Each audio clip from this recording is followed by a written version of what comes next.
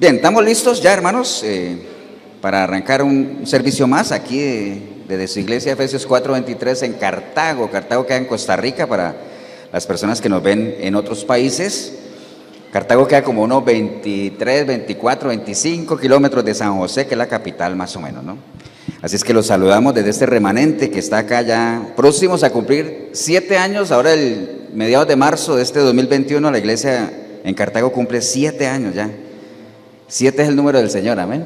Entonces, esperemos que no pase desapercibido, ahí tenemos que ponernos de acuerdo a ver qué hacemos. Así es que un saludo a todas las personas que nos acompañan a través de este video en nuestro canal de YouTube y a toda la iglesia local que hoy nos acompaña. Bien, hermanos, vamos a ir directo a la palabra. Busquen sus Biblias, el libro de Mateo, capítulo 6. Mateo capítulo 6, verso 22. Mateo 6, 22. Mientras usted lo busca, ahí en el video también, busque una Biblia ahí. O por lo menos anote la cita, siempre le recomendamos eso. O sea, no se conforme con que alguien diga en el nombre de Jesús o escrito está, no, verifíquelo usted mismo, ¿ah? Búsquelo. Cerciónese de que lo que aquí se diga realmente esté respaldado por la palabra. Al Señor Jesús le decían, ¿lo que tú enseñas es de Dios o no es de Dios? ¿Sabe qué dijo él? Hagan la voluntad del Padre y entonces sabrán si lo que yo enseño es o no es de Dios. ¿Entiendes? Entonces la mejor forma, ¿cuál es? Métase a hacer la voluntad de Dios, y para hacer la voluntad de Dios hay que conocerla. Entonces métase a conocer la voluntad de Dios y verá que se ahorrará una cantidad de problemas. ¿Estamos, hermanos? Bien, Mateo 6:22 dice la palabra de Dios ahí en el título, la lámpara del cuerpo, ¿no? La lámpara del cuerpo. Dice la palabra de Dios, la lámpara del cuerpo es el ojo. Así que si tu ojo es bueno, todo tu cuerpo estará lleno de luz. Pero si tu ojo es maligno, todo tu cuerpo estará en tinieblas. Así que si la luz en ti, la luz que hay en ti es tinieblas, ¿cuántas no serán las mismas tinieblas? Padre, te damos gracias por esta porción de la palabra, Señor. Nos disponemos a escuchar, a meditar, a recibirla, Señor, y a que sea parte de nuestro vivir, Señor. Bendecimos este precioso momento, Señor, en que podemos escucharla, podemos meditar en ella, Señor. Gracias por haberla dejado, Señor. Sabemos que en gran parte tú dejaste tu palabra para que nosotros te conozcamos a través de ella, Señor, y que ella nos sirva, ¿para qué? Para prepararnos para toda buena obra, Señor. Te damos gracias, Padre, en el precioso nombre de Cristo Jesús. Amén y amén. ¿Pueden tomar asiento, hermanos?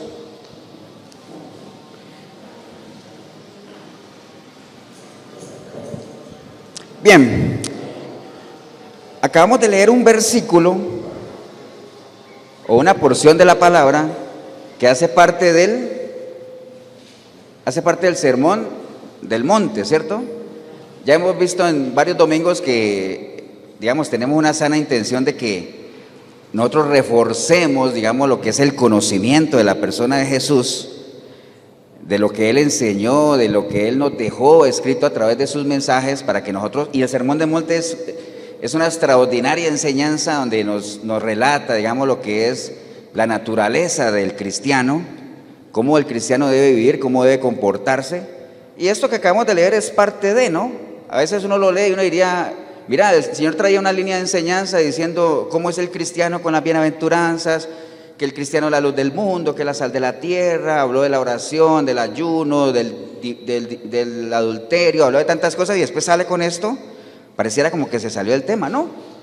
Todo hace parte de una gran enseñanza, ¿no? Porque si usted ve unos versículos más atrás, él está hablando de los tesoros en el cielo, que dice que uno debe hacer tesoros en el cielo y no en la tierra, porque es hacia allá donde tenemos que apuntar, porque lo que hagamos aquí se queda, amén. Entonces, definiendo las prioridades para el cristiano, es parte de lo que acabamos de leer ahorita, es una metáfora, ¿no? Recuerde que la Biblia está llena de figuras literarias. A veces a uno le dicen, pastor, es que yo no leo la Biblia porque la Biblia es tan complicada, es que está llena de metáforas, de fábulas, de moralejas, de símiles, de hipérboles. Y es cierto, hay muchas figuras literarias en la Biblia. Ustedes saben que hay parábolas y hay fábulas, ¿no? También. Pero esta es una metáfora. Recuerden que una metáfora es esa figura que trata de hacer similitudes entre situaciones, hacer comparaciones entre algo que tal vez nosotros manejamos bien, pero que dentro de eso que está escrito ahí hay otro mensaje, ¿no? O sea, nos dice a nosotros la lámpara, todos sabemos que es una lámpara, del cuerpo es el ojo, todos sabemos que es el cuerpo y todos sabemos que es el ojo. Entonces, detrás de eso hay algo, ¿no? Entonces, esa es una metáfora, pero no es nada. Si uno la escudriña, obviamente uno sabrá sacarle su representante, su resultado, o sea, lo que el Señor pretende darnos a entender por medio de ella, ¿no? Entonces, leímos algo sobre el ojo. Ahí, o sea, yo no sé si ustedes han visto ese dicho que dice que todo entra por los ojos, ¿cierto? Dice por ahí algo también, una frase que dice que los ojos son la ventana del alma, ¿no? Eso no es bíblico, pero ¿a qué se refiere como que son la ventana del alma? ¿Para qué es una ventana en una casa? Usted generalmente está dentro de la casa y si la casa no tuviera ventanas, usted no puede apreciar absolutamente nada, usted no puede alimentarse de la información de afuera porque no estás viendo nada, ¿cierto que no? Entonces cuando uno abre la ventana y uno ve la naturaleza, los edificios, los ríos, la gente pasando, uno comienza a ver un entorno que te enseña, todo en esta vida le enseña a uno, ¿no? Entonces en esa línea los ojos pues son la ventana del alma y los ojos también son, digamos, es una manera muy eficaz como de conocer ciertos rasgos de alguna persona, y a eso se refiere también como la ventana, ¿no? De que, digamos, uno puede también mostrar hacia afuera lo que uno es. Hay mucha gente que dice, o hay un dicho que dice que una mirada vale más que 1000 palabras, ¿cierto que sí? Por medio de los ojos uno puede demostrar si está contento también, si hay amargura, si hay preocupación. O sea, una mirada encierra muchas cosas. Entonces los ojos generalmente son muy importantes en esa línea, ¿no? Entonces hay otros pasajes que usted encuentra en la palabra donde nos enseñan la importancia de los ojos en esa línea, y los voy a leer rápidamente para que los conectemos, ¿no? Por ejemplo, Primera de Juan 2:16 dice, porque todo lo que hay en el mundo, los deseos de la carne, los deseos de los ojos y la vanagloria de la vida, no proviene del Padre, sino del mundo. Ahí ya mencionó los ojos, ¿no? Segunda de Pedro 2:14 dice, tienen los ojos llenos de adulterio. Está hablando de los falsos profetas, los falsos maestros y falsos cristianos, lo que sea. Dice, tienen los ojos llenos de adulterio. No se sacian de pecar, seducen a las almas inconstantes, tienen el corazón habituado a la codicia y son hijos de maldición. Mateo 18:9 dice, y si tu ojo te es ocasión de caer, sácalo y échalo de ti. Mejor te es entrar con un solo ojo en la vida que teniendo 2 ojos ser echado en el infierno de fuego. Proverbios 4:25 dice, tus ojos miren lo recto y diríjanse tus párpados hacia lo que tienes delante, examina la senda de tus pies y todos tus caminos sean rectos, ¿no? Entonces, se habla mucho de los ojos, ¿cierto? Pero ojo, que cuando la Biblia habla de los ojos, si bien está hablando obviamente de este órgano que conocemos, pero va mucho más allá, ¿no? Porque hay gente que diría, mira, qué raro, la Biblia me está diciendo que si mi ojo me es de pecar, mejor me lo saque, porque es mejor entrar tuerto. No está hablando de eso, ¿no? No está hablando absolutamente de eso. Uno tiene que saber interpretar la palabra y muchas cosas no tomarlas tan literal, sino saber qué es lo que hay detrás de eso, ¿no? Recuerde que es parte de lo que es escudriñar, qué es lo que el Señor quiso decir con eso, para qué lo dijo y por qué lo dijo. Amén. Entonces de eso se trata. Entonces tenemos que partir de una realidad de que los ojos no saben lo que ven. Acuérdense de eso que lo hemos visto, ¿no? El ojo es un órgano que está ahí, que no sabe lo que ve. Yo tengo por ahí la definición del ojo humano. Mire, si usted lo busca en internet, ponle cuidado a esta definición. Dice que el ojo humano, hermano, pero hablemos del ojo humano porque ese tiene que ver con el razonamiento. Dice que es un órgano fotorreceptor. ¿Qué quiere decir fotorreceptor? Es receptor. Acuérdate que receptor es ¿qué? Recibe. ¿Y foto? ¿A qué se refiere foto? Luz. Foto quiere decir luz. Una fotografía es, digamos, es como una imagen, porque grafía tiene que ver con eso, captada por medio de ¿qué? De luz. Entonces es receptor de luz, es fotorreceptor.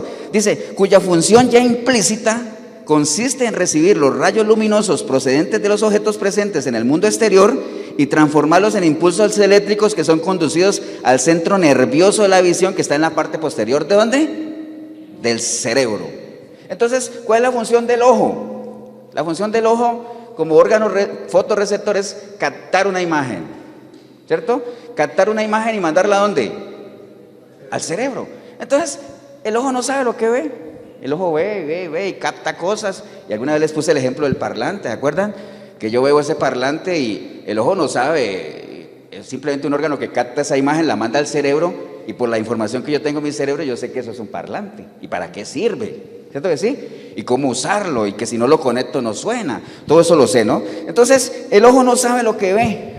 El ojo no sabe lo que ve. Entonces, simplemente la información que yo tengo en la mente, que proceso por medio de la imagen, es la que me dice qué es eso, y qué es lo que yo estoy viendo, y qué es la situación. Y cuando yo veo, digamos, ciertas expresiones en alguna persona, entonces el ojo capta esa imagen, la manda aquí, y con lo que yo conozco de las expresiones en general, uno dice, esa persona está contenta o está aburrida, está aquí pero no está aquí, me está viendo pero no me está viendo, me está escuchando pero no está oyendo, ¿me entienden? Todo eso, ¿no? ¿Estamos claros en eso, no? Entonces, como la mente está metida ahí, entonces más que hablar del ojo, ahorita vamos a desarrollar un poquito más ese pasaje, más que hablar del ojo, tenemos que hablar de ¿qué? De la mente, ¿no? Porque realmente cuando el Señor habla ahí de la lámpara del cuerpo es el ojo, vamos a tener que reemplazar ahora, todos sabemos que la lámpara tiene que ver con la luz, el cuerpo tiene que ver con nosotros mismos, con nuestra alma, con nuestra vida, y el ojo tiene que ver con ¿qué? Con la información que tenemos en la mente. Ahorita vamos a hacer esa analogía. Entonces, analicemos un poquito lo que es el asunto de la mente, que es un tema bien interesante. La palabra dice en Santiago 4:1, dice, ¿de dónde vienen las guerras y los pleitos entre vosotros? ¿No es de vuestras pasiones las cuales combaten en vuestros miembros? Entonces, ¿de dónde vienen todos los pleitos que nosotros tenemos? De nosotros mismos, pero de nosotros mismos, ¿de quién? ¿De dónde? De la mente, ¿no? Porque nosotros decimos de nosotros mismos, pero ¿de dónde? De la mente. Nuestros pleitos vienen ¿de dónde? De la mente. ¿Por qué? Porque nosotros somos lo que tenemos en la mente. Acuérdate, Proverbios 23:7, ¿no? Algo que tenemos que manejar así. Proverbios 23:7 dice, tal cual es el pensamiento o tal cual es la información que el hombre tiene en su mente, o la mujer también, tal es él. Eso lo tenemos que tener claro. Entonces Santiago 4:1 ya habla de que tenemos miembros combatiendo, ahí, y de ahí vienen los pleitos. Romanos 7:21, recuerda que Romanos 7 es toda una explicación que Pablo da sobre la concupiscencia y la naturaleza caída, pero Romanos 7:21 dice Pablo, así que queriendo yo hacer el bien, hallo esta ley, que el mal está en mí, porque según el hombre interior, me deleito en la ley de Dios, pero veo otra ley en mis miembros, que se revela contra la ley de mi mente y que me lleva cautivo a la ley del pecado que está en mis miembros. Entonces, ¿se hablan de qué? De que nosotros tenemos en nuestra mente, ¿qué? Miembros, ¿cierto que sí? Entonces, si nosotros pudiéramos dividir la mente, digamos, en 3 miembros principales, nosotros tenemos por un lado la parte de los pensamientos, ¿no? Donde uno razona en la mente, ¿cierto? Pero para uno razonar en la mente por medio de sus pensamientos, uno necesita información, ¿cierto que sí? La información, ¿dónde se almacena dentro de la mente? O sea, cuando uno se le... Piensen en una computadora, ¿no? Cuando a uno se le daña la compu y hay que resetearla, queda vacía. Entonces, la computadora queda vacía, entonces no responde a nada. Yo le digo, busque esto y no lo encuentra. ¿Por qué? Porque no tiene información. Entonces, ¿la información dónde se va? ¿Dónde almacena uno la información dentro de la mente? ¿Dónde? No, todavía no. Sí, hay conciencia natural y todo, pero hay un nombre específico. Por ejemplo, cuando uno no se acuerda de algo, dice, es que perdí la memoria. Entonces, la memoria, en la memoria se acumula todo. La memoria del ser humano es impresionante. Hay cosas que uno se acuerda de niño, ¿o no? ¿Cuántos años? Y cantidad de información. Y que uno tenga la capacidad de aprenderse los nombres, por ejemplo, de algunos. La memoria, ¿no? Entonces, para yo razonar, para pensar, tengo que traer información ¿de dónde? De la memoria. Pero hay otro componente más en la mente que se llama la imaginación. Esa capacidad que tiene uno de, por medio de la información que tiene la memoria y de que uno razona como imaginarse cosas, ¿no? Y a veces le dicen a uno que soñar no cuesta nada por lo mismo, ¿no? Entonces yo por medio de mi imaginación, yo puedo estar parado en la plaza de Moscú, en Rusia, por medio de mi imaginación, ¿cierto? ¿Sí? ¿Por qué? Porque yo sé que existe un lugar que se llama Moscú, que hay una plaza. Tiene que haber una plaza, ¿cierto? Posible que no haya una plaza. Sí la hay, y sentado en una banquita ahí, entonces me lo imagino, pero es por la información que tengo y porque puedo razonar. Entonces, esos son los miembros que nosotros tenemos, ¿dónde? En nuestra mente, ¿no? Entonces, todo eso que yo razone ahí depende de la información que tenga. Eso ya lo sabemos, nada más quiero traerlo a colación. Entonces, dependiendo de la información que yo tenga en mi mente, así va a ser mi razonamiento. Así va a ser la manera en que yo piense, ¿no? Si la información que yo tengo en mi mente es natural, proveniente de una conciencia natural, recuerde que toda la información que uno mete en su mente desde niño, desde que uno nace, entra a nosotros por medio de los sentidos, ¿no? Se le llama información audiovisual, porque audiovisual es todo lo que yo oigo, lo que yo veo y también lo que yo hablo. Entonces, por medio de los sentidos, lo que yo escucho, lo que yo hablo, lo que yo veo, lo que yo puedo palpar, por medio de los sentidos, toda esa es información que yo voy almacenando en mi memoria, y va constituyendo lo que yo soy. O sea, eso lo tenemos claro. Entonces, si mi información es natural, pues el pensamiento que yo tenga, el razonamiento que yo tengo es natural. ¿Cierto que sí? Porque los que son de la carne piensan en las cosas de la carne, ¿no? Ahora, si la información que yo tengo es espiritual, porque después de un nuevo nacimiento he comenzado a acumular información espiritual, mi razonamiento será espiritual, acomodando lo espiritual con lo espiritual. Amén. Entonces eso lo tenemos claro. Entonces, ¿la importancia de qué? De la información. Entonces, una persona natural, como lo único que tiene es información natural, pues llegará a razonamiento natural y entonces nunca va a poder llegar a un razonamiento espiritual. ¿Por qué? Porque no tiene la capacidad. Por eso es que a la persona que es natural, todas las cosas espirituales le son locura, le aburren, le fastidian, no las tolera. O ponga usted a un impío a leer la Biblia, no aguanta, nada, ¿cierto que no? Ahora dice pastor, pero es que hay más de un cristiano que tampoco aguanta. Pues porque no, o sea, en las iglesias están llenas de cristianos, entre comillas, que no han nacido de nuevo. O sea, eso es delicado, triste decirlo, pero así es. Hay gente que la iglesia está... Acuérdense que para entrar a una iglesia cristiana no se necesita nada, ¿no? Cualquiera puede entrar por esa puerta, sentarse en una silla, estar una hora aquí escuchando y se fue como entró. Y estuvo en una iglesia cristiana. La diferencia es estar en la iglesia de Cristo, donde media un nuevo nacimiento, renovar la mente, que ya todos conocemos de Efesios 4:23, renueva el espíritu de tu mente, ¿no? Entonces, solamente una persona que haya nacido de nuevo, con información espiritual, puede procesar y razonar de una manera espiritual. Y entonces sus conclusiones, la forma de ver las cosas va a ser espiritual, ¿no? Porque acuérdense que hay dos formas de ver las cosas, eso téngalo presente, ¿no? Hay dos formas de ver las cosas. Siempre Dios nos presenta dos alternativas, siempre, desde el principio, desde Deuteronomio por allá cuando dijo, pongo delante de ti ¿qué? La vida y la muerte, el bien y el mal, escoge tú. Pongo delante de ti dos formas de ver las cosas, como la ve la gente, como la ve el mundo, como lo ve todos, una cosmovisión, o puedes verlo como lo ve Dios, una cristovisión. Pero solamente la persona que ha nacido de nuevo, que tiene información espiritual, puede ver las cosas como Dios las ve. De resto, lo verá como lo ve todo el mundo, ¿no? Como lo ve el mundo realmente, ¿no? Entonces, por eso es que dos personas pueden ver la misma cosa y tienen dos razonamientos diferentes, ¿no? Usted puede agarrar dos personas y les habla de la muerte y una, por ejemplo, si la persona es natural, pues obviamente como solo tiene información natural dirá, ay, la muerte es lo peor que le puede pasar a uno. Y si usted agarra a un cristiano con información espiritual, dice, bueno, para mí la muerte es ganancia y Dios se deleita con la muerte de sus santos. ¿Me entiende? Entonces, es el mismo tema. La cárcel, vea, cuando nosotros entramos a la cárcel, yo creo que para una persona ir a parar a la cárcel puede ser la mayor tragedia que le puede pasar, ¿cierto que sí? Qué tragedia ir a parar a la cárcel. Pero yo he conocido gente en la cárcel que bendice el día en que Dios lo llevó, no, porque Dios no lleva a nadie a la cárcel, que bendice el día en que fueron a parar allá y que estando allá tuvieron su encuentro personal con Dios y hoy por hoy Dios los ha restaurado dentro de una cárcel y han salido de ahí ¿a qué? A servir a otros, a dar testimonio. Entonces, miren cómo una misma cosa se ve diferente, ¿no? Alguna vez hemos puesto el ejemplo de la depresión también. Cuando se ve la depresión desde el punto de vista natural, la gente dice, es que la depresión, no le deseo a nadie la depresión. Otra gente podrá decir, para mí la depresión es una bendición porque es una señal de que hay algo en mí que debo cambiar. ¿Me entiende? Y bendigo yo el día que me dio depresión porque me di cuenta de que mi vida andaba mal y pude hacer los cambios que tenía que hacer. La misma cosa vista desde dos informaciones, dos razonamientos diferentes, ¿no? ¿Estamos, hermanos? Entonces, recuerde lo que Jesús le dijo a alguien: si no naces de nuevo, no puedes visualizar las cosas del reino de Dios. ¿A quién se lo dijo? Nicodemo, ¿ah?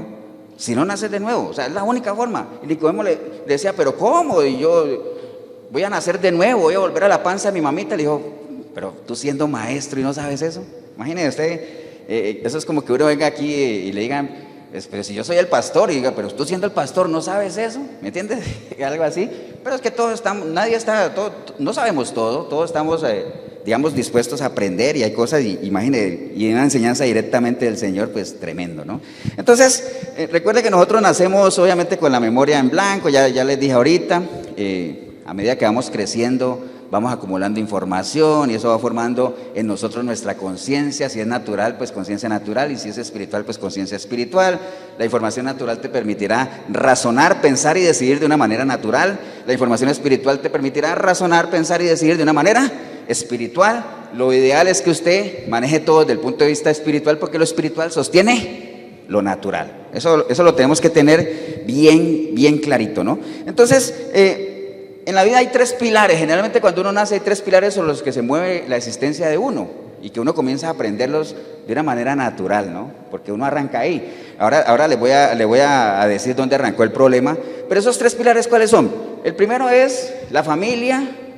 O sea, cuando uno nace, todos nacemos siendo naturales, obviamente. Ahorita les voy a ampliar un poquito eso. Entonces uno comienza desde niño a captar cierta información natural sobre lo que es la familia, ¿no? Uno ve a papá y mamá, si es que están los dos, a veces está uno solo, si están los dos puede ser que vea que se divorcian, entonces comienza el chico ya a perder a uno de los dos padres, los abuelos se van, y comienza uno a tener amigos, se va, entonces todo el entorno familiar sin Dios, pues obviamente esa es la única información que uno tiene, y entonces uno razona con base en esa información. Entonces para uno la familia, ¿qué es?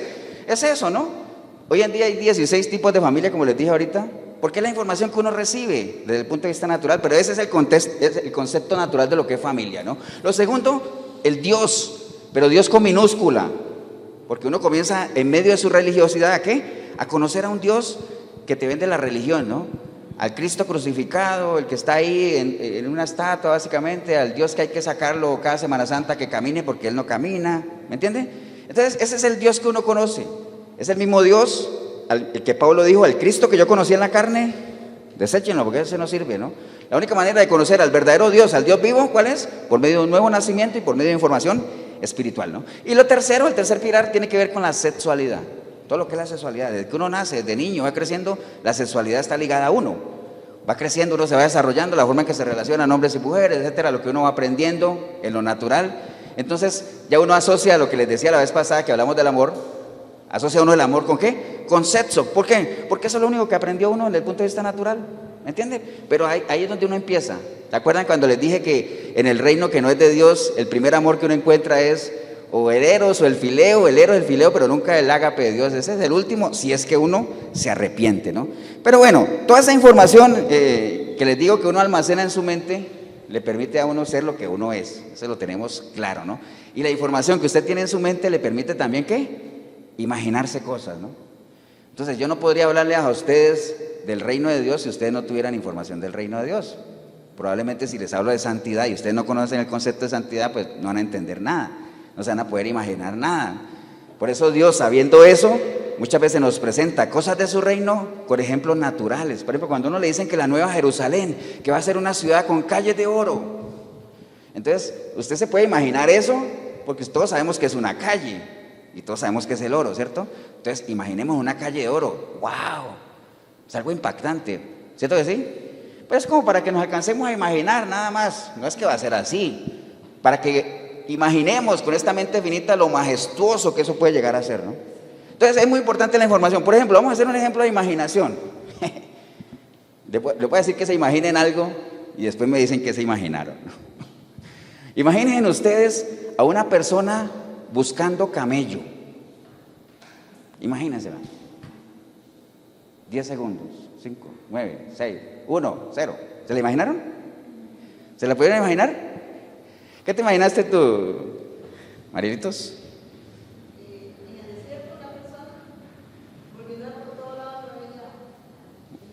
Ella se imaginó eso. Un árabe por allá en el Sahara buscando un camello, ¿cierto que sí? ¿Qué se imaginó alguien más? Ah, bueno, me echaste a perder el ejercicio. Pero bueno, está bien. Por ejemplo, si esta fuera una iglesia colombiana, ¿sabe qué se hubieran imaginado todos? Se hubieran imaginado a alguien llenando una solicitud de empleo, tocando puertas, presentando entrevistas, porque eso es en Colombia buscar camello. O sea, al trabajo en Colombia se le dice camello.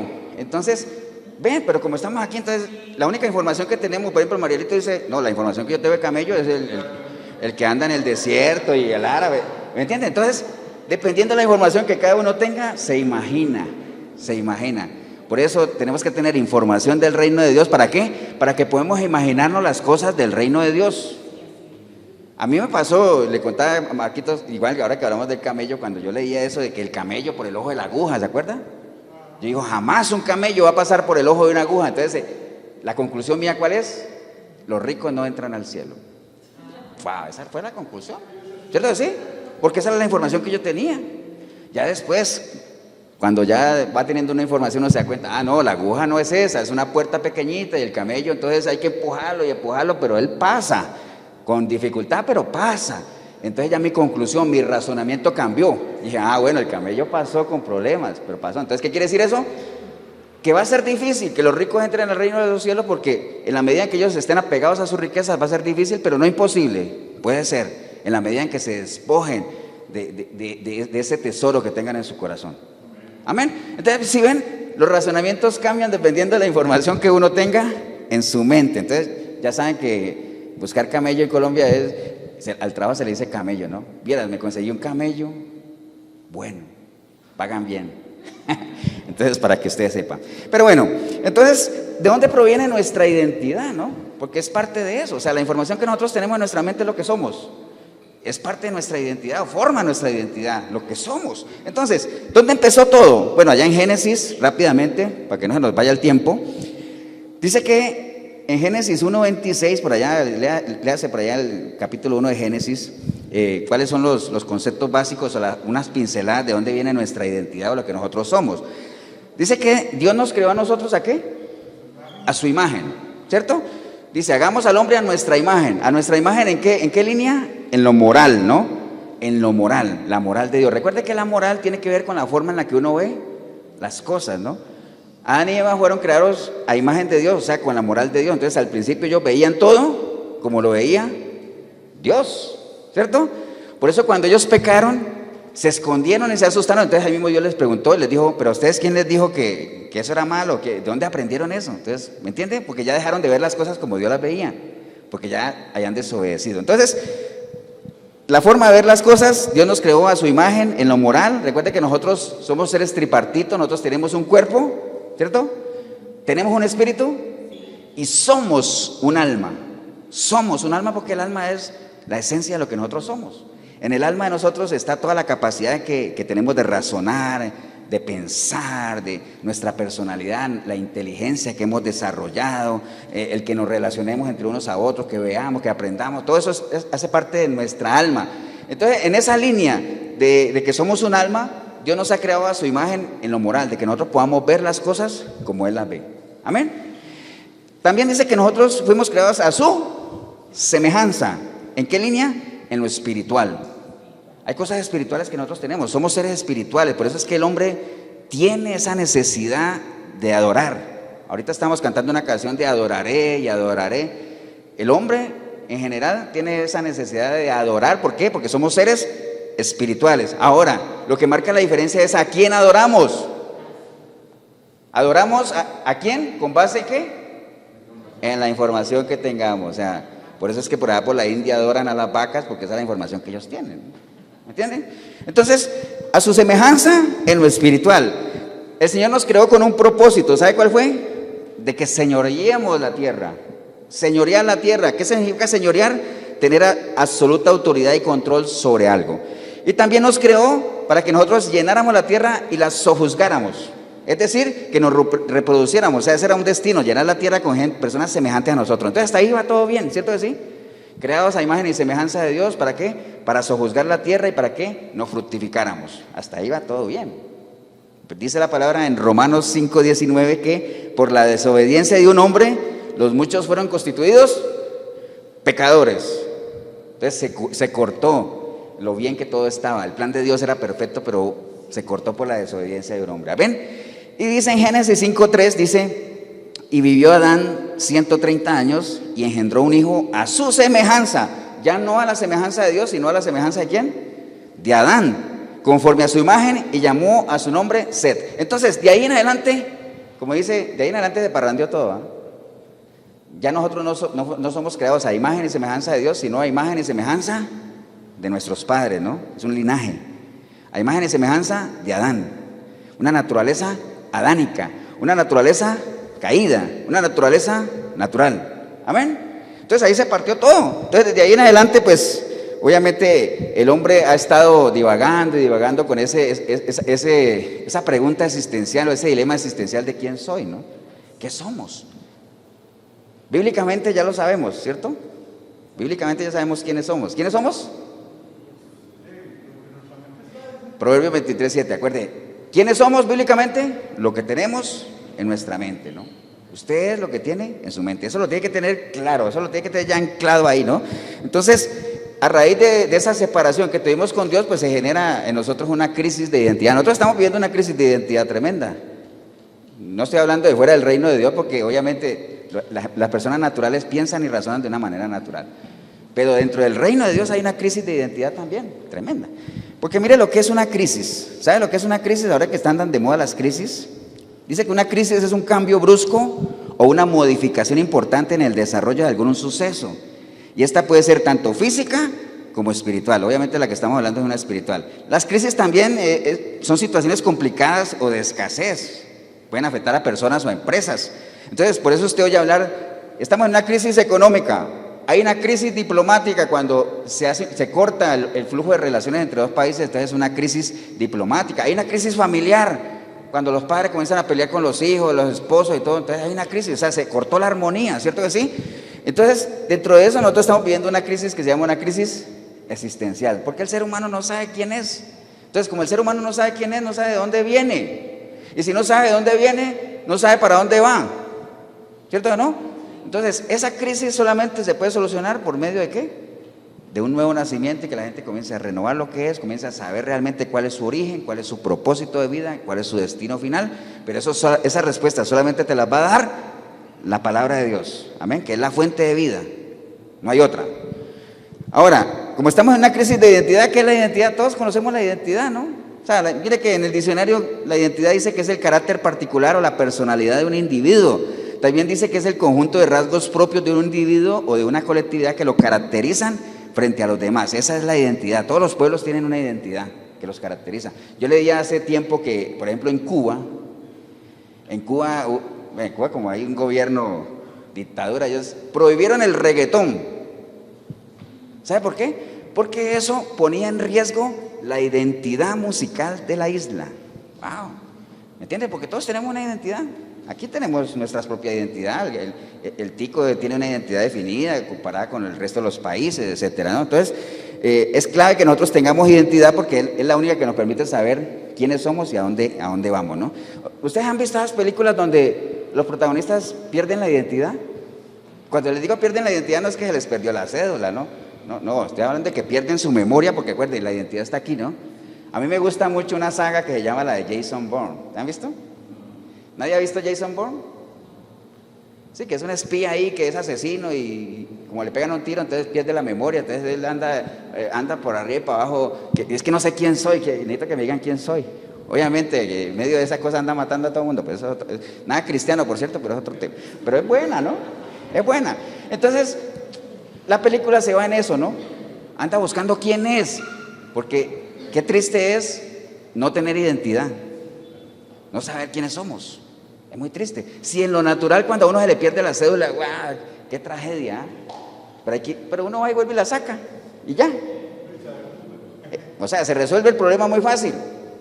Pero desde el punto de vista espiritual, de conocimiento, de información, no saber quiénes somos es una tragedia realmente. Entonces, esas películas a uno más o menos, porque recuerde, ahora sí era pastor y qué raro, ¿por qué saca un ejemplo de ahí? Porque recuerde, todo tiene su paralelo natural y todo tiene su paralelo espiritual, todo, absolutamente todo, ¿no? Entonces, Filipenses 3:4, hermanos, es un ejemplo claro de que la identidad de uno no depende de lo que uno haya hecho tampoco. La identidad de uno no depende de lo que tú en lo natural hayas hecho o no. La identidad de uno va mucho más allá, hermano. La identidad de uno proviene de lo que yo sea, lo que yo he logrado en Cristo. Por eso cuando una persona va a dar un testimonio cristiano, o sea, va a exponer a los demás lo que es en el reino de Dios, no debería centrarse en todo lo que hizo cuando no era hijo de Dios, sino dar una reseña ahí, pero concentrarse en realmente lo que Dios ha hecho en la vida de uno y en la transformación que uno ha sufrido y cómo uno ha recuperado su identidad como hijo de Dios. Amén. Entonces, Pablo nos da un ejemplo tremendo ahí en Filipenses 3, del 4 en adelante, para que ustedes vean que realmente la identidad de uno, lo que uno hizo fuera del reino de Dios, eso no importa. La verdadera identidad del ser humano, el saber quién es, qué propósito de vida tiene y para dónde va, depende realmente de que sepa de dónde proviene. Y nosotros venimos ¿de dónde? De Dios. Nosotros no venimos del mono, ni de una explosión, ni nada, venimos de Dios. Entonces mire lo que dice Pablo ahí en Filipenses 3:4, dice, aunque yo tengo también de qué confiar en la carne, o sea, él tenía de qué, les voy a decir, voy a ponerles otro ejemplo. Pablo tenía con qué chicanear. ¿Me entendieron? Es otra palabra colombiana. Chicanear, aquí en Notico sería, tenía de qué rajar, de qué jactarse, de qué presumir. Entonces, Pablo dice, aunque yo tengo también de qué confiar en la carne, si alguno piensa de qué confiar en la carne, yo más. Dice, circuncidado el 8º día, del linaje de Israel, de la tribu de Benjamín, hebreo de hebreos, en cuanto a la ley, fariseo, en cuanto a celo, perseguidor de la iglesia, en cuanto a la justicia que es la ley, irreprensible. Esa es su carta de presentación, pero eso era antes de tener su encuentro personal con Dios. Después dice, pero cuántas cosas eran para mi ganancia, las he estimado como pérdida por amor de Cristo, ¿no? Y ciertamente aún estimo todas las cosas como pérdida por la excelencia del conocimiento de Cristo Jesús, mi Señor, por amor del cual lo he perdido todo y lo tengo todo por basura, para ganar a Cristo y ser hallado en Él, no teniendo mi propia justicia que es por la ley, sino lo que es por la ley de Cristo, la justicia que es de Dios por la fe. Entonces, él dice, todo eso está bien, yo tendría que presumir, pero no lo hago. ¿Por qué? Porque para mí eso es basura. Para mí realmente todo eso lo he desechado. ¿Porque qué? Por amor a Cristo, por amor a Él. Porque después de que tuve mi encuentro personal con Él, supe quién era, supe de dónde venía y para qué fui creado, cuál es mi propósito, y hacia allá voy. Y todo lo que hice, bueno o malo, lo dejo atrás porque yo prosigo hacia donde voy. Entonces, se dio cuenta él quién era, cuál era su propósito y cuál era su destino final, ¿no? ¿Estamos, hermanos? Pero bueno, retomemos otra vez allá lo que estábamos hablando de los ojos y todo eso. Entonces, les contaba yo ahorita que siempre hay dos formas de ver las cosas, ¿no? La cosmovisión, como lo ve todo el mundo, y la cristovisión, como lo ve Dios. Eso lo tenemos claro, ¿no? Entonces, tenemos que tener ahí. El Señor siempre nos ha puesto esa doble opción. Les leí ahorita un versículo que decía que si tu ojo te es ocasión de caer, sácalo y échalo de ti. No se está refiriendo a sacar el ojo, sino, por lo que hemos visto, se refiere a ¿qué? Cambia el chip que hay en tu mente. Deja de mirar las cosas como la ve la gente y comienza ¿qué? Sácate ese ojo, esa forma de mirar. Y adopta otro, que es la forma en la que Dios ve las cosas, ¿no? Cambia el chip. ¿Estamos, hermanos? Entonces, Isaías 8:11, si uno hace eso, se hará realidad en nosotros este versículo. Isaías 8:11 que dice, no llaméis conspiración a todas las cosas que este pueblo llama conspiración, ni temáis lo que ellos temen, ni tengáis miedo. A Jehová de los ejércitos, a Él santificad, sea Él vuestro temor y Él sea vuestro miedo, ¿no?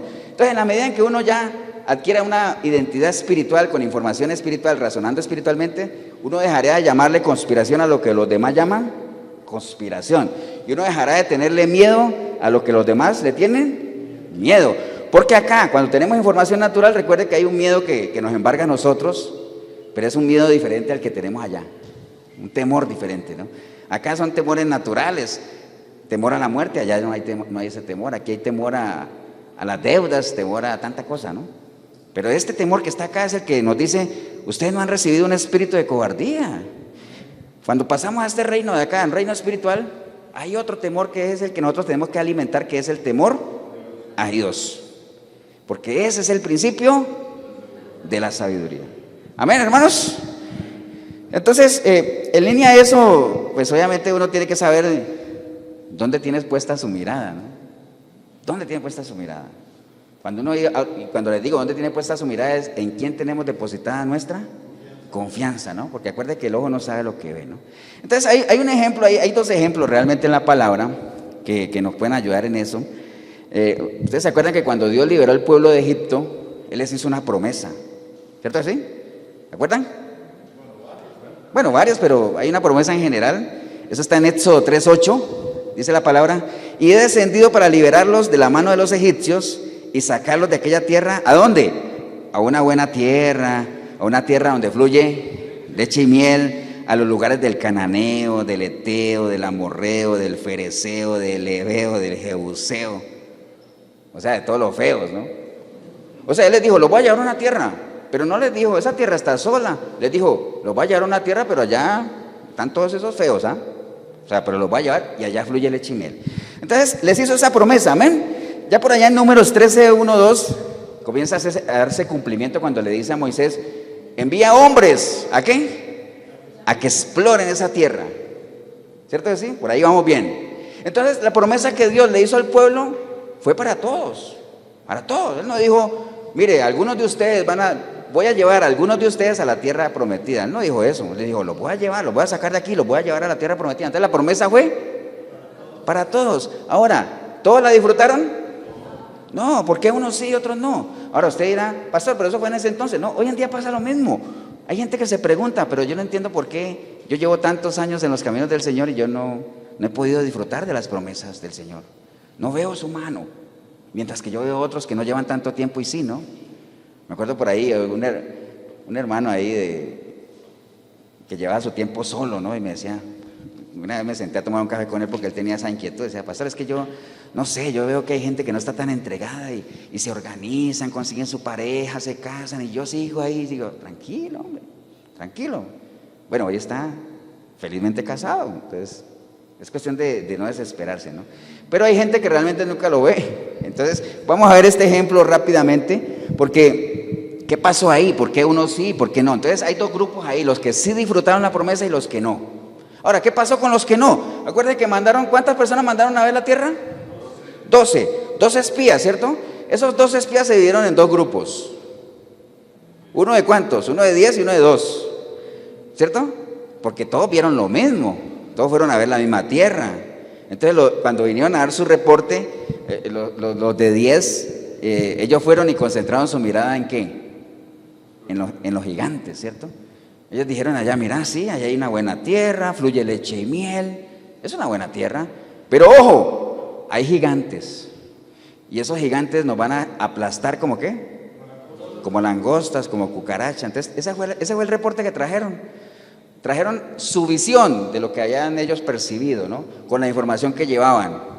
Entonces, convencieron a una cantidad de gente ahí, gente que obviamente a raíz de ese reporte, muchos se rebelaron y muchos decían por allá en Números 14:3, decían, pero entonces es mejor que nos volvamos a Egipto, decían algunos, ¿no?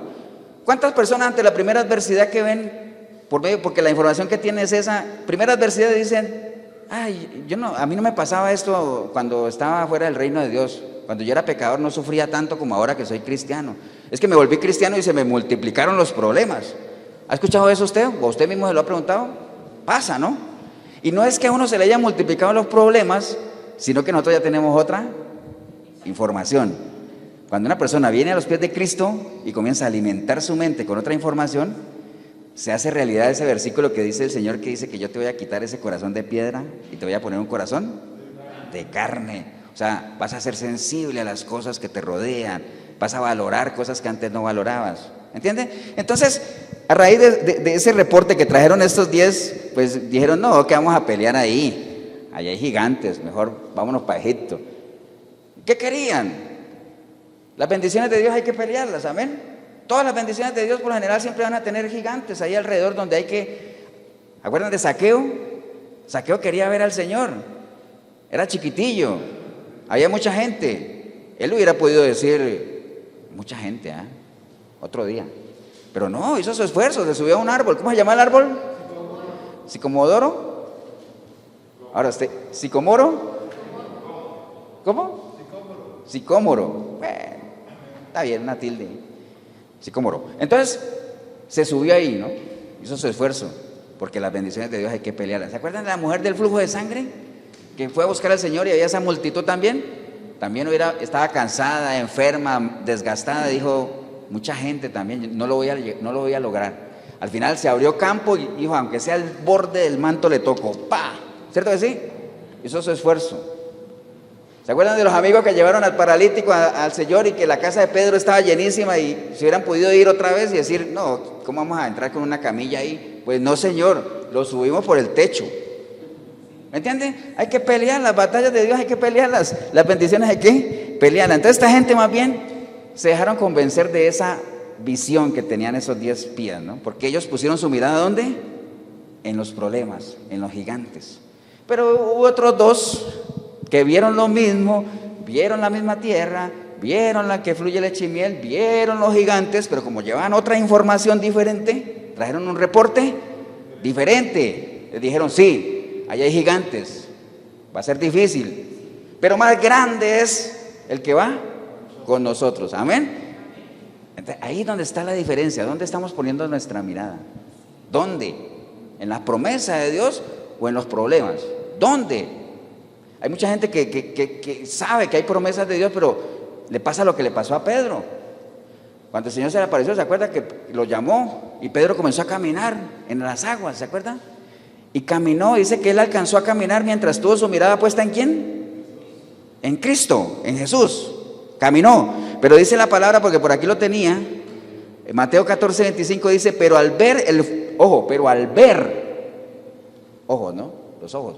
Dice, pero al ver el fuerte viento, tuvo miedo. Claro, él tenía su mirada en Cristo y él no se preocupaba de nada, pero comenzó a ver ya las otras cosas. Entonces, como esa información ya la tenía aquí del viento y que me voy a hundir, y entonces tuvo miedo, y entonces ¿qué pasó? Se hundió. Entonces ahí viene el regaño del Señor, obviamente aquel, y dice, Señor, sálvame. Al momento Jesús, extendiendo la mano, asió de él y le dijo, hombre de poca fe, ¿por qué dudaste? ¿Qué es ser de poca fe, hermanos? ¿Qué es ser un hombre o una mujer de poca fe? Poco conocimiento. Porque uno podría decir, es que una persona de poca fe es que no cree. Sí, está bien, pero no es preciso, como dicen por ahí un amigo, ¿no? Sí, es que no cree, pero ¿por qué no cree? Porque no tiene fe. Bueno, estás dándole vueltas ahí. Porque no confías. ¿Y por qué no confías? Porque no conozco. ¿Y por qué no conoces? Porque no tengo información. Ah, bueno, ya llegamos a donde queríamos llegar. Es poca información. Entonces, ahí hay 2 ejemplos nada más de personas que se perdieron la bendición. ¿Por qué? Porque no, dudaron, porque no escogieron bien en dónde poner su mirada. ¿Me entiende? Entonces, la mirada es importante, lo que estamos hablando ahora de los ojos, ¿no? Exacto. O hay otro versículo que dice, puesto los ojos ¿en quién? En Jesús. ¿Qué más? Autor y consumador de la fe. ¿Qué quiere decir autor y consumador de la fe? Que la fe empieza ¿en quién? En Él. ¿Y dónde termina? En Él, ¿no? O sea, el alfa y el omega. Exacto.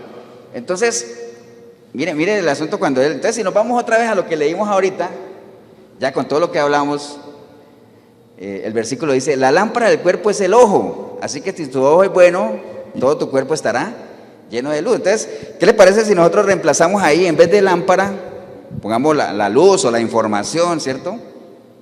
Porque ese es el objetivo de la lámpara, ¿cierto? El objetivo de la lámpara, ¿cuál es?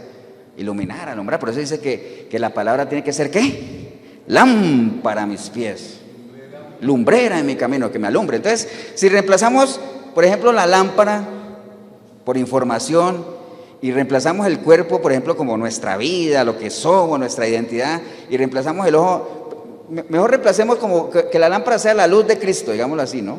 El cuerpo es nuestra vida y el ojo es la información que tenemos. Entonces dice si lo que te alumbra a ti, o sea, tu vida, tu cuerpo, es la información, y si esa información es buena, entonces toda tu vida, todo tu cuerpo estará llena ¿de qué?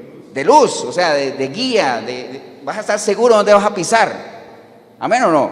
Y después dice, pero si tu ojo, o sea, si tu información es mala, toda tu vida, o sea, todo tu cuerpo, toda tu ser, toda tu identidad, ¿estará qué? En tinieblas. Estará en tinieblas, ¿no? Entonces, mire cómo todo depende de la información que tengamos, ¿no? Por eso cuando hablan de la ventana, ¿no? Si una ventana está sucia, si está opaca, ¿qué pasa con esa ventana? no deja ni entrar la luz, ni deja que uno perciba hacia afuera nada, ¿no? O sea, no cumple su función, ¿no? Entonces, por eso dice que la vida del cristiano tiene que ser como la aurora, que a medida que avanza, ¿se va qué? Va aclarando y se va perfeccionando. Entonces, a medida que uno avanza en un caminar cristiano, obviamente, guiado por la palabra, por la lumbrera, a medida que usted va avanzando, usted se le va ampliando el panorama, va visualizando cosas. Por eso el Señor le decía, de lo que hablábamos, Marquitos, le decía a sus discípulos, mire, esto que les estoy diciendo ahorita, ustedes no lo van a entender, ahorita no, más adelante lo van a entender. Hay muchas cosas en nuestro caminar, desde que le entregamos nuestra vida a Cristo, que no entendíamos, pero yo espero que ahora, después de X años, después de haber acumulado información espiritual, ya la entendamos, amén. Y si no la entendemos, por lo menos que usted diga, todavía no la entiendo, pastor, pero estoy en ese proceso. Todavía no he llegado a la tierra prometida, pastor, pero estoy en el desierto, estoy caminando. En algunas áreas de mi vida ya llegué a la tierra prometida, pero en otras todavía estoy caminando. ¿Entiende? Pero eso depende de la información que tengamos en nuestra mente. Entonces, nosotros como cristianos, como creyentes, obviamente cuando nos dice que cuidemos lo que miremos, porque recuerde que todo entra por los ojos, todo entra por ahí. ¿Acuerda del pecado de David? ¿Por dónde empezó el pecado de David? Por una mirada, ¿cierto que sí? Vio a una mujer desnuda bañándose y entonces ya, por ahí entró todo. Entonces ahí comenzó, fue atraído. Recuerde las etapas del pecado, ¿no? Que lo hemos hablado también, que uno no peca por accidente y no es que yo voy caminando y ¡plum! Pequé. No, uno es atraído. Después de que es atraído es seducido y digamos, uno puede ser atraído porque la tentación, todos podemos ser tentados, amén, porque la tentación no es pecado. ¿El pecado qué es? Caer en la tentación, ahí sí. Entonces, todos somos atraídos, hay cosas que nos atraen, pero el problema es cuando uno se deja seducir, ahí es donde está el problema, porque ya cuando uno es seducido es porque la voluntad es reducida ¿a qué? A nada. Entonces David fue atraído, fue seducido, entonces como ya fue seducido, ya él ya no pudo echar para atrás porque ya comenzó a maquinar y entonces vio a la mujer de una manera diferente a como la vería Dios, la vio con su información natural. Entonces recuerde otro principio que hay de que lo que uno aprueba en su mente, eso es lo que uno desea, ¿cierto que sí? Lo que usted aprueba en su mente, eso desea, amén. Por ejemplo, una buena hamburguesa a esta hora, imagínate 11:15 de la mañana, una buena hamburguesa de 2 pisos, triple bacon, doble carne. Eso lo aprueba uno en su mente, amén o no. Bueno, los que sean vegetarianos no, pues entonces ponga que la torta es de soya. Pero uno la aprueba en su mente, ¿cierto que sí? Entonces como uno la aprueba, uno la desea, amén. Ahora si yo le digo a usted, un plato de vidrio molido, pastor, eso yo no lo apruebo en mi mente. Entonces como yo no lo apruebo, yo no deseo. Créame que yo no tengo ningún interés de comerme un plato de vidrio molido. ¿Por qué? Pues yo no lo apruebo en mi mente. Esos son ejemplos naturales. Entonces hay cosas espirituales que si uno las aprueba en la mente, uno las desea, ¿no? Entonces, por ejemplo, ¿por qué uno no debe desear la mujer del prójimo? ¿Por qué? Porque eso no lo aprueba uno en la mente, porque no hace parte de nuestra identidad cristiana, amén. Entonces, esa es la gran diferencia. Entonces la Biblia nos insta en eso, a que nosotros cuidemos sobre cualquier cosa guardada. ¿Qué tenemos que guardar? Nuestro corazón, pero no es este corazón, es que nuestra mente, la forma en la que procesamos, en la que razonamos las cosas. No lo hagamos de una manera natural, hagámoslo de una manera espiritual, con los principios de Dios. Y si lo hacemos espiritual, nuestras decisiones, nuestras conclusiones van a ser espirituales también. Amén. Entonces hay que ser muy cuidadosos en dónde ponemos nuestra mirada. Y ojo, no solo nuestra mirada, porque si nosotros no fuéramos solo a lo que vemos, nosotros estaríamos diciendo, bueno, pastor, entonces usted me va a decir que los ciegos no pecan. Bueno, yo no sé usted, pero yo conozco más de un ciego que es pecador. Borrachos, adúlteros, y no ven. ¿Por qué? Porque no estamos hablando acuérdate que el Señor cuando vino y tuvo ese pleito con los fariseos, que Él le volvió la vista al ciego, ¿se acuerda que le echó barro y lo mandó allá? Y le dijeron, no, ese no era ciego. Y le digo, bueno, es que sí era ciego, porque yo he venido, ¿qué? A dar vista a los que no ven y a quitarla a los que sí ven. ¿Acuerda que hubo el pleito ahí? Dijo, ¿pero qué? ¿Va a decir que somos ciegos? Y dice, bueno, pues como ustedes dijeron que ven, entonces su pecado permanece. Amén. Ese es un pasaje tremendo. Entonces, no estamos hablando de vista natural, estamos hablando de espirituales, ¿no? sea, porque eso va más allá. Yo me acuerdo una anécdota, un paréntesis, nada más un minuto. Yo tengo un amigo que es ciego, un saludo para Edwin ahí, Edwin que ve nuestros videos, y él él estuvo aquí alguna vez cantando, ¿no? Porque él canta. Y él entra a la cárcel, ciego, pero entra a la cárcel a predicar, anda en San José para arriba y para abajo, se conoce así. ¿Por qué? Porque él no, recuerda que en esto de la ceguera uno nace ciego o uno con el tiempo la pierde, ¿no? Espiritualmente nosotros nacemos ciegos, tenemos la oportunidad de recuperar la vista por medio del nuevo nacimiento, pero por una decisión también podemos perderla nuevamente. Amén. Pero este muchacho, este señor era ciego, él veía, volvió ciego por una enfermedad, pero él se conoce la ciudad así. Entonces una vez yo lo llevaba en el carro, qué curioso, yo lo llevaba en el carro y él iba al lado mío y él me decía, hermano, por la próxima cruce a la derecha y una más cruce a la izquierda, y me llevaba. Yo decía, ay, qué curioso, ¿no? Un ciego guiándome, tremendo, ¿ah? ¿Por qué? ¿Qué es lo que le va a darle esa capacidad de estar ubicado? Su información, ¿entiende? Su información. Entonces hay que tener mucho cuidado sobre cualquier cosa guardada, guardemos nuestro corazón, hermanos. Amén.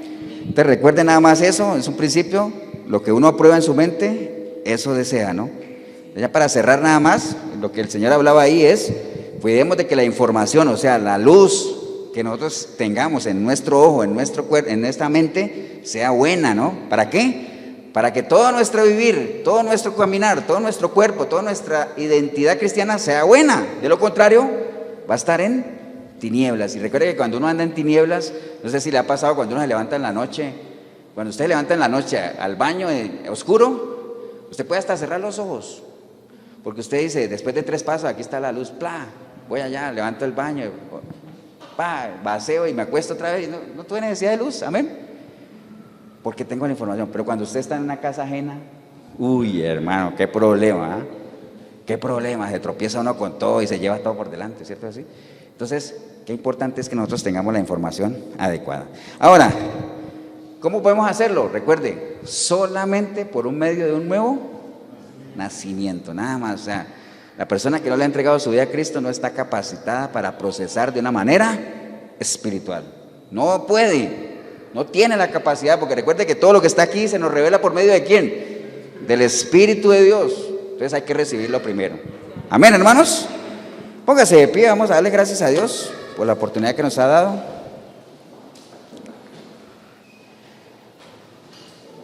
Esta prédica se llama El ojo, la lámpara del cuerpo. O sea, es por medio del ojo, pero ya entendemos que no es el ojo el órgano, sino es nuestra manera de pensar, nuestra manera de razonar, nuestra manera de ver las cosas. Que ojalá sea una Cristovisión como Dios las ve, ¿no? Amén. Padre, te damos gracias en este día, Señor, la oportunidad que nos has dado de una vez más estar aquí reunidos, Señor, en torno a tu palabra. Hoy hemos entendido la importancia de la información que tenemos en nuestra mente, porque esa es la que determina lo que somos, Señor. Si no tengo información de Dios, no soy un hombre, una mujer de Dios. Eso es tan sencillo como eso, ¿no? Y si no soy un hombre, una mujer de Dios, es porque estoy en un reino en el que Dios no está. Por eso sufro y hago sufrir, por eso engaño y me engañan. O sea, por eso llevo una vida loca y desenfrenada, ¿no? Pero no más.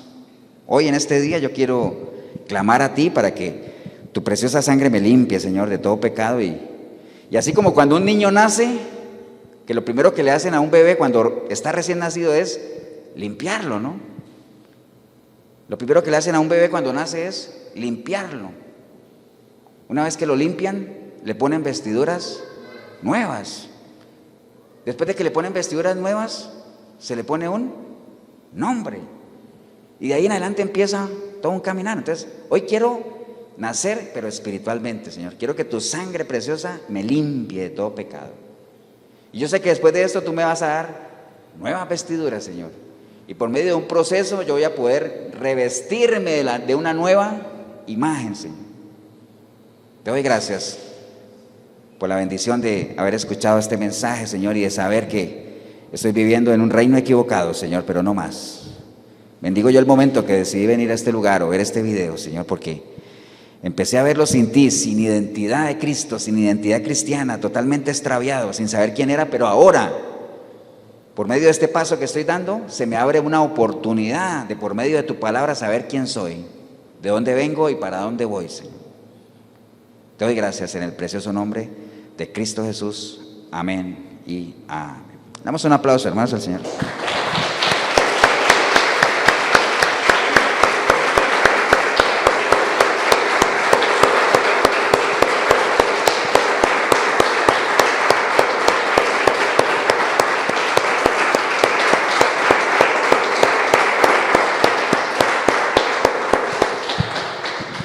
Bien, si usted hizo la oración, recuerde, nada más este es el punto de partida, ¿no? Pero a veces hay gente que le entrega su vida a Cristo y dice, uy, ayer me convertí porque le entregué mi vida a Cristo. No, lo que hiciste fue nacer de nuevo, pero aquí arranca un proceso de conversión.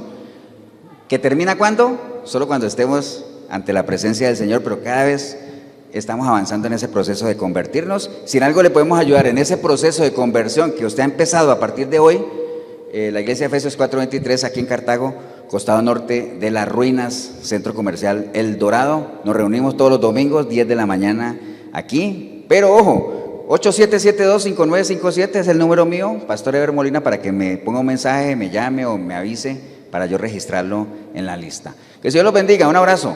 Nos vemos en una próxima oportunidad.